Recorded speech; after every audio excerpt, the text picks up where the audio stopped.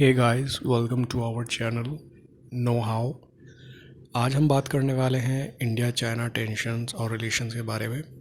जानेंगे क्या इस समय सही है भारत के द्वारा चाइना के सामान का बहिष्कार करने का। तो उसके अलावा और भी देखेंगे कि लोग कहते तो हैं बहिष्कार करेंगे, अपोज करेंगे, बॉयकॉट करेंगे, बट उसके अलावा अल्टरनेटिव ऑप्शंस क्या अवेलेबल उसके बारे में कोई बात नहीं करता है। तो इसी चीज़ को लेके हम जानेंगे काफ़ी कुछ। चलिए शुरू करते हैं। जैसा कि आप लोग न्यूज़ में देख रहे होंगे, काफ़ी इंडिया चाइना बॉर्डर पे टेंशन्स बढ़ी हुई हैं जब से चाइना द्वारा 20 भारतीय सैनिक जवानों को मारा गया था, जो बेचारे वीर गति को प्राप्त हुए। और इंडिया क्लेम कर रहा है चाइना की तरफ भी काफ़ी क्षति हुई है, 40 जवान उनके भी शहीद किए गए हैं भारतीय फौजियों द्वारा। तो माहौल काफ़ी ख़राब बना हुआ है और जिस प्रकार से जो आक्रामक रुख चाइना अपना रहा है इंडियन साइड पे गलवान वैली का क्लेम को लेके, या कोई भी आप न्यूज़ में देख रहे होंगे, तो ये चीज़ें कहीं ना कहीं हमें अपनी पॉलिसीज़ को लेके, हमारे रिलेशंस को लेके दोबारा सोचने पे मजबूर कर रही है कि क्या हमें चाइना के साथ वैसे रिश्ते जो पहले हुआ करते थे मेंटेन करने चाहिए, या हमें फिर से नए सिरे से इस बारे में ध्यान देना होगा। देखिए, बात आती है, काफ़ी न्यूज़ में चल रहा है हमें चाइनीज़ प्रोडक्ट का बॉयकॉट करना है। तो जो लोग लगे हुए हैं कि किस तरह बॉयकॉट करें, जो बहुत ही फेमस इनोवेटर कह सकते हैं, जो बहुत अवार्डेड पर्सन्स हैं, इंटेलेक्चुअल हैं, जैसे सोनम वांगचुक जी हैं, जो उन्होंने मुहिम शुरू की थी चाइना का बुलेट का जवाब वॉलेट से देंगे। तो क्या ये रियली पॉसिबल है? तो चलिए देखते हैं। जो चीज़ें हुई हैं, काफ़ी आक्रोश है लोगों में इसके बाद चाइना को लेके। तो ओवरऑल ट्रेड का हम समझने की कोशिश करेंगे चाइना के साथ। तो यहाँ पर आप देख सकते हैं जो इकनॉमी ऑफ चाइना है वो एक्सपोर्ट ओरिएंटेड है, और उसका जो बायलेटरल ट्रेड है, यानी कि जो दो देशों के बीच में जो ट्रेड है, वो इंडिया चाइना का 92.68 बिलियन डॉलर का था 2019 में।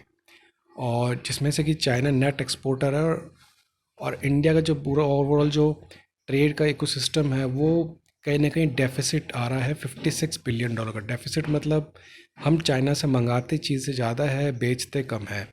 तो 57 बिलियन डॉलर का डेफिसिट आना बहुत बड़ी बात है अपने आप में।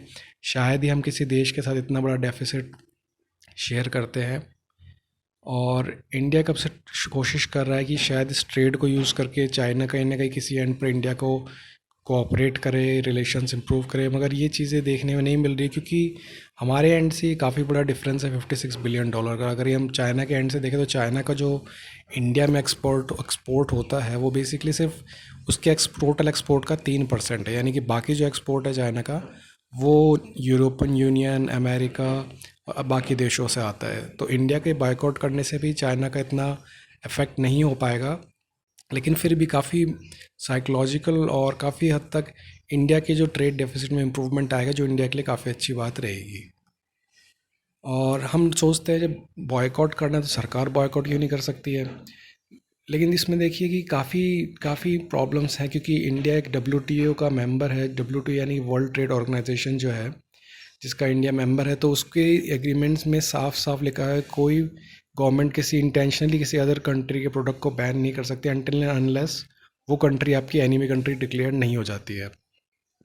तो उसके बाद भी काफ़ी चीज़ें हैं जिसमें हम डायरेक्टली तो बैन नहीं कर सकते, मगर टैरिफ वगैरह लगा सकते हैं। तो जैसा कि आपने हमारे प्रधानमंत्री जी का भाषण सुना होगा, उसमें भी उन्होंने डायरेक्टली नहीं बोल के इनडायरेक्टली आत्मनिर्भर भारत को प्रमोट करते हुए कहा था कि इंडिया को अपने मेड इन इंडिया के स्टैंड पे खड़े रहना चाहिए। यहाँ के सरकारी जितने भी मंत्रालय हैं, साथ ही साथ जितने जो लोग हैं, सिटीजन्स हैं, नागरिक हैं, उनको भी अपना इस पे अपना रोल निभाना होगा। सिर्फ सरकार इस पे डायरेक्टली कुछ नहीं कर सकती है।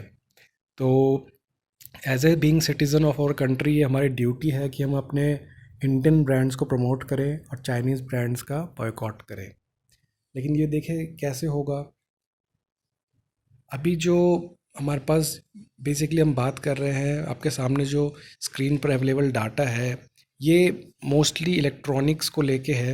इलेक्ट्रिकल IT सेगमेंट में जो डाटा अवेलेबल जो कंपनीज़ हैं वो मैंने प्रायोरिटाइज में इसलिए किया हुआ है क्योंकि आप देख सकते हैं जो भी हमारा ट्रेड होता है चाइना के साथ में, उसका 60% नेट जो हम इंपोर्ट कराते हैं यानी चाइना से मंगवाते हैं, उसका 60% वेटेज इलेक्ट्रॉनिक आइटम्स यानी कि मोबाइल फ़ोन और अदर आइटम्स के फॉर्म में होता है।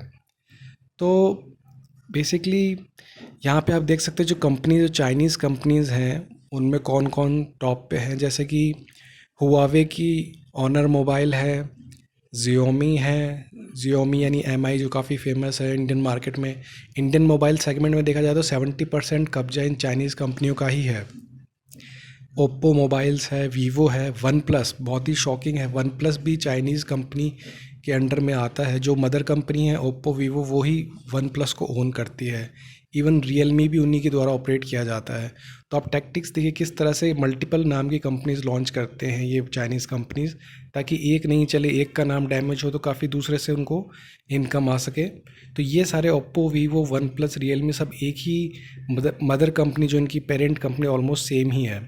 फिर है जेड यू के बीच में काफ़ी फेमस हुई थी, ZTE है, लेनोवो है, मोटरोला, कूलपैड।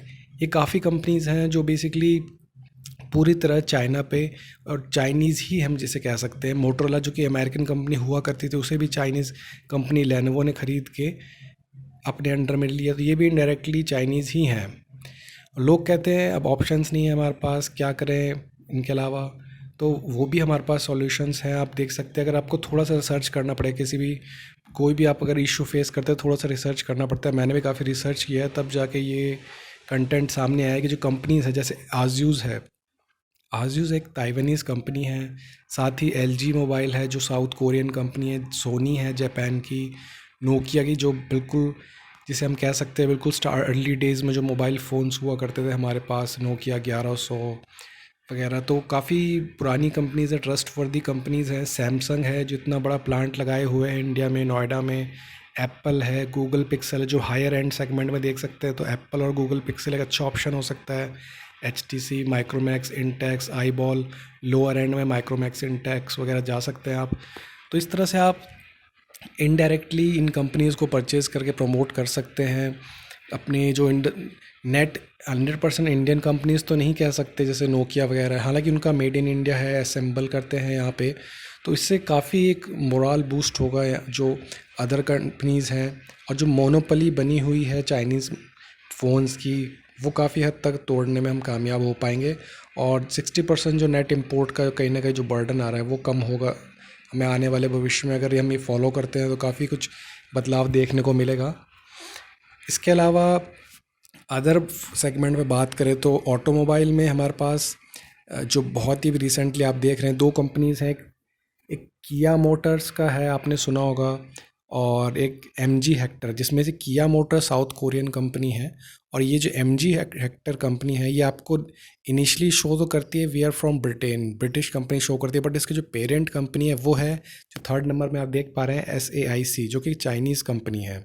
उसके अलावा रिसेंटली न्यूज़ में आया था कि ग्रेट वॉल मोटर जो कि चाइना की काफ़ी बड़ी मोटर व्हीकल कंपनी है, उसने रिसेंटली एक MOU साइन किया है महाराष्ट्र गवर्नमेंट के साथ में। आज 17 जून के आसपास में $1 बिलियन इन्वेस्टमेंट करेंगी। तो एक तरफ सरकार कहती है, लोगों में आक्रोश है कि इसका बॉयकॉट होना चाहिए, दूसरी तरफ सरकार इन चीज़ों के साथ MOU साइन करके प्रमोट कर रही है, तो ये भी अपने आप में एक बहुत ही आश्चर्यजनक बात होती है। और सबसे जो शॉकिंग मेरे लिए था, जो रिसर्च में मुझे पता चला कि वोल्वो, जिसे हम स्वीडिश कंपनी मानते थे, जो वोल्वो का कार डिवीज़न है वो बेसिकली एक चाइनीज़ फर्म जो कि गीले गीले GWLI गीले द्वारा ओन किया हुआ है, वो भी इनडायरेक्टली चाइनीज़ कंपनी ही है। और ये तो खैर मेन स्ट्रीम जो ऑटोमोबाइल सेक्टर में इतना रश नहीं है। उसके अलावा जो सॉफ्टवेयर के फील्ड में है, एक तो मोबाइल हार्डवेयर के फील्ड में हमने देख ही चुके हैं पिछले स्लाइड में, और इसमें हम देख रहे हैं कि जो सॉफ्टवेयर के फील्ड में है वो भी काफ़ी बड़ा चंक इन कंपनीज़ ने अपने आप को प्रूफ करने बगैर यहाँ पे हासिल किया हुआ है। जैसे अलीबाबा ग्रुप का UC ब्राउज़र है काफ़ी फेमस, बाइट डांस कंपनी है चाइनीज़ है, उसके टिकटॉक है जो कि न्यूज़ में काफ़ी लोग जानते हैं, वीगो वीडियोज़ है, न्यूज़ रिपब्लिक है। इसके अलावा टेंसेंट के अंदर में आते हैं PUBG मोबाइल, जो काफ़ी PUBG गेम काफ़ी फेमस है यंगस्टर्स में, जो कि रियली आप सर्च करेंगे तो शो करेगा सिंगापुर, बट उसकी मदर कंपनी भी चाइनीज़ ही है। वी चैट है, काफ़ी फेमस था। उसके अलावा चीता मोबाइल का चीता keyboard, battery doctor, clean master mobile, club factory app जो काफ़ी फेमस था लड़कियों के बीच में, जो शॉपिंग के लिए चीप क्वांटिटी में प्रोडक्ट्स मंगाते थे डायरेक्ट चाइना से। इन शॉर्ट एक ऐप है। और उसके अलावा ये इन शॉर्ट से कंफ्यूज मत होइएगा आप, यहाँ पे ये इन शॉर्ट है बेसिकली, ये चाइनीज़ ब्रांड है। और इलेक्ट्रॉनिक्स में देखें तो हेयर एक कंपनी है, हायर हेयर करके दे प्रोनाउंस इट एज हेयर। और शंघाई इलेक्ट्रिक है, डोंगफेंग इलेक्ट्रिक है, ये सारे इलेक्ट्रिकल मैन्युफैक्चरिंग गुड्स की कंपनीज़ हैं जो कि चाइनीज़ ओरिजिन की हैं। इनका हम ध्यान रख सकते हैं। साथ ही साथ इंडियन गवर्नमेंट ने भी काफ़ी एडवाइजरी जारी की है 52 कंपनीज़ को लेके कि इनको लेके हमें अलर्ट रहना पड़ेगा इनके यूसेज को लेके, क्योंकि ये डाटा चोरी के अलावा काफ़ी इन पे संगीन आरोप लगे हैं। सर्ट जो कंप्यूटर इमरजेंसी रिस्पॉन्स टीम है इंडिया की, वो काफ़ी चीज़ें यहाँ से हमारा जो डाटा है लीक करके डार्क वेब में लीक सेल आउट कर देते हैं। तो हमें अलर्ट रहना होगा। और इसके नेक्स्ट स्लाइड में आप देख सकते हैं कि ये जो लिस्ट है, जो 52 कंपनीज़ हैं जिनका नाम, जिसमें टिकटॉक है, वीगो जैसा कि मैं पहले बात कर चुका हूँ, बिगो लाइव है, शेयर इट है, beauty plus, gender, club factory, hello. काफ़ी बार मैंने देखा है व्हाट्सएप पे मैसेजेस आते हैं जो इनडायरेक्टली हेलो नाम से, लाइकी नाम की ऐप से शेयर किए होते हैं। तो उनको आप प्रमोट और शेयर करने के बजाय आप उनको वापस रिटर्न करके बोल सकते कि नहीं, ये चाइनीज़ ऐप है, इसको प्रमोट मत करो।